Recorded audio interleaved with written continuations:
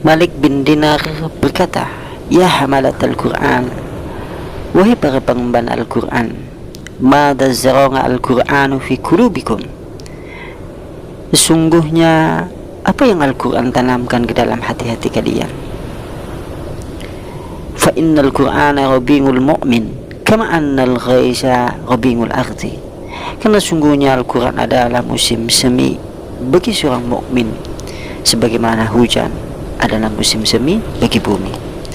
Artinya kalau seandainya orang yang membaca Al-Quran, mempelajari Al-Quran, mentadaburi makna-makna yang ada di dalam Al-Quran, kemudian lalu mengamalkannya, maka seakan-akan biji yang subur kemudian tumbuh menjadi pohon-pohon kebaikan yang menjulang tinggi, daunnya rindang dan senantiasa terasa sejuk dalam pandangan. Karena sungguhnya Al-Quran adalah petunjuk bagi kehidupan manusia yang ada di dalam kehidupan dunia. Makanya Allah Subhanahu wa taala berfirman, "Dzalikal kitabu la raiba fihi hudal lil muttaqin."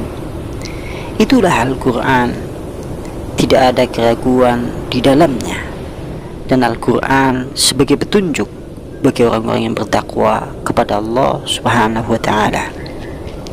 Sedangkan disebutkan di dalam hadis Rasulullah sallallahu alaihi wa ala alihi wasallam, "Khairukum man ta'allama al-Qur'an wa 'allamahu."